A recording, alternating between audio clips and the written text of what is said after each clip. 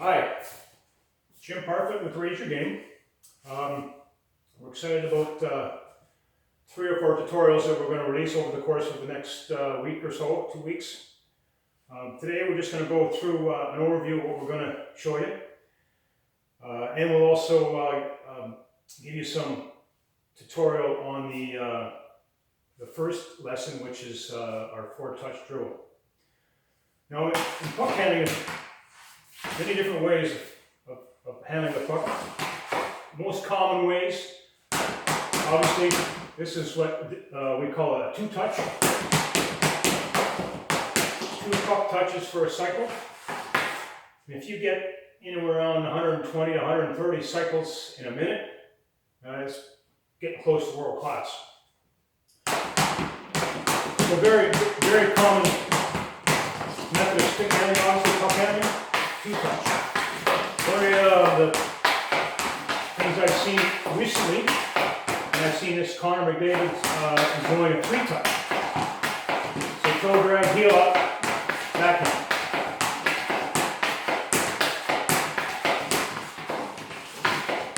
The advantage with the 3 touches, he's able to go in 3 different directions. 2-touch, a couple different directions, I guess. But you're basically going left or right with those touches. 3-touch gives you a little bit more flexibility. Of course, you also have, which I haven't seen very much of, is a 3-touch in the backhand. A little harder to do.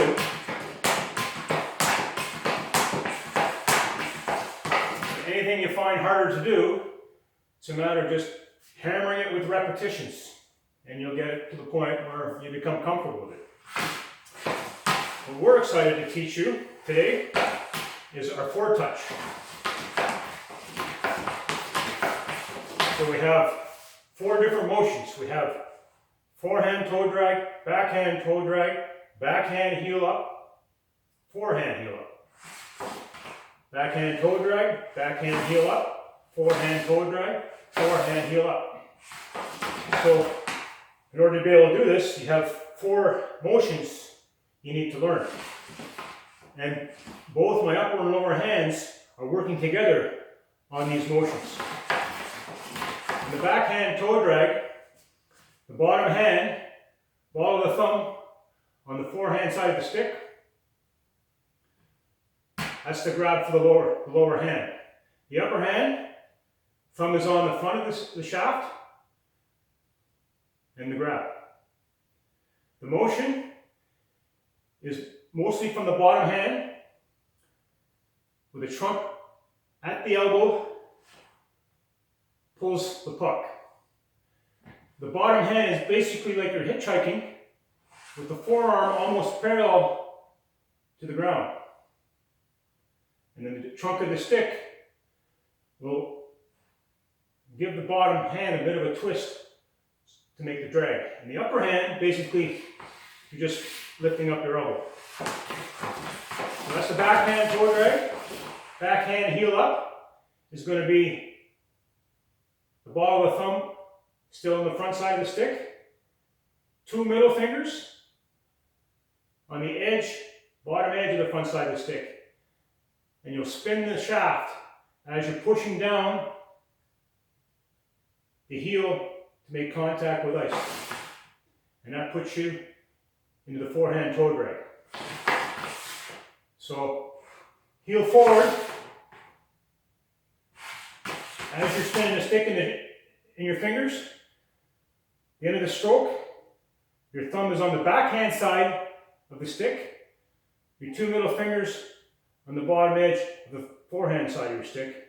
Toe drag on the forehand side is done with wrist and forearm. On the bottom arm, bottom hand. The top hand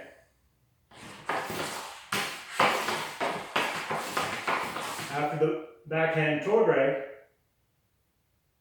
as you can see by zooming in, and the best thing to do is to repeat this video and zoom into the hands and review it a number of times. Get an idea and understanding of how to do it. Try to do it review the video some more, get to a point where you understand what you got to do, and then continue to review and repeat until you got the motions where you're comfortable that the puck's moving the way you need it to.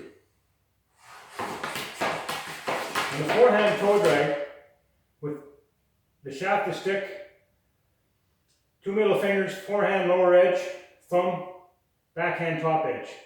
And it's a pinch. You're pinching the stick as your forehand pulls the puck. So it's mostly in your lower hand for the forehand toe drag.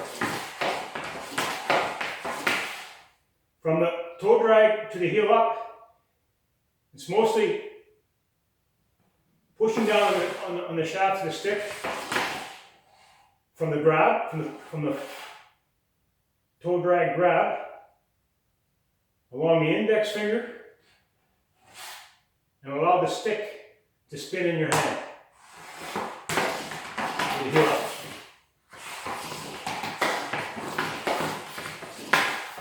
The reason we want to obtain that skill is because it was really an offset to have that toe dragging happening on every stick handle. When you're toe dragging, you're pulling away from a defender's poke check. And in any given game, you're going to have 3 or 4 times where you avoided a poke check because it was just an automatic muscle training. The other part of this skill set, when we get into synchronous surging, is that your muscles take care of the puck control while your head's up and you're worrying about what the defender's doing. So you don't have to worry about losing the puck. You're just thinking about getting past a defender based on how he buys into your deception. And some of this stuff is incredibly deceptive. And you won't really understand it until you start getting it in your game and you start thinking, wow. So, with the surging, when the puck hits the heel of your stick, you move your core with the heel up, whether it's going backhand heel up or forehand heel up. As soon as that puck hits the heel, I'm moving my core. Puck retention is automatic because we've already trained our muscles on the toe drag. And the reason you want a toe drag is you may want to abort. If you see the guy's being too aggressive, you abort. You're toe dragging, you see that he's not being aggressive, that he's defending his position, you can continue. And that goes for going to forehand or going to backhand. You pull out, heads up, monitor, keep going.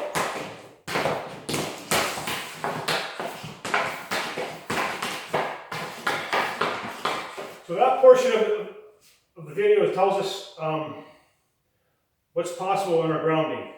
Pretty exciting stuff.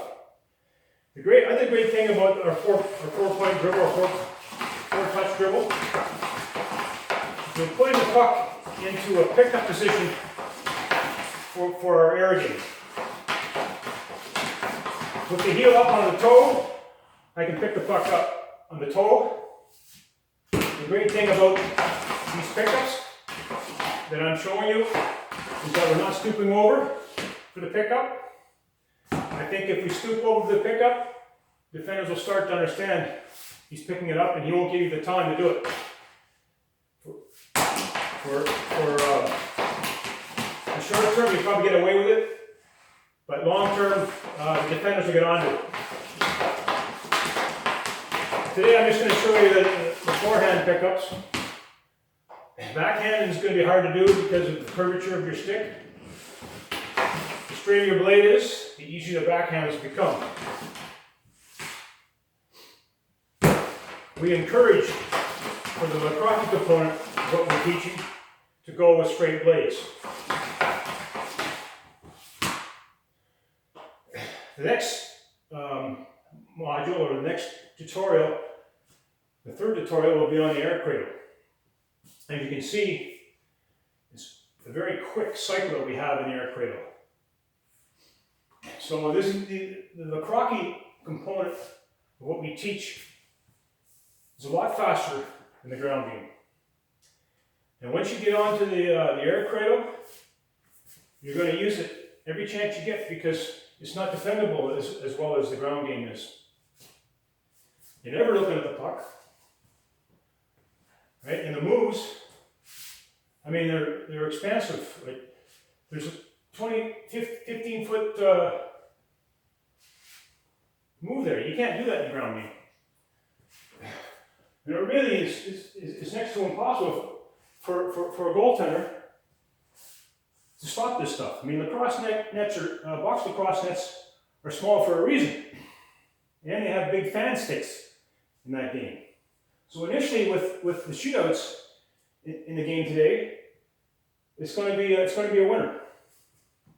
So you come in and go out there, you're going to get them set, get them to move, finish it off.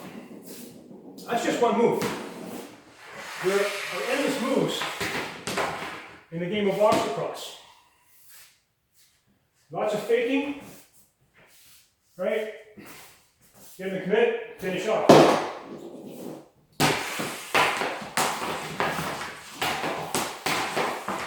So for any of you guys that want to get into the top two lines for the power plays, if you start doing this in your practices and then they give you a chance to do the shootout and you start scoring goals, you'll be not very long before they give you a chance on your top two lines. So working that stuff, we start with the 4-touch dribble. That's essential to everything that we're teaching here. So good luck with that, and be sure to email us. I think my cell phone number is there. And if you're struggling with some of these things, let us know what it is that you're having struggles with, and we'll work with you, and we'll try to come up with maybe a better video. Maybe I'll make my shaft a little bit more visible for teaching aspects. So there's a lot of things we can do going forward, but over the next year or 2 years, if you work on this, you're going to find that things that you're struggling with are no longer of concern. And you're going to find that your coaches are going to see something's changing in your game. And you're going to get the opportunities you were getting. So let's start with that. And then in the next tutorial, we're going to work on the pickups. Then the air cradles on tutorial 3. And the fourth tutorial, we'll work on some of what I call the crocky. It's the air game.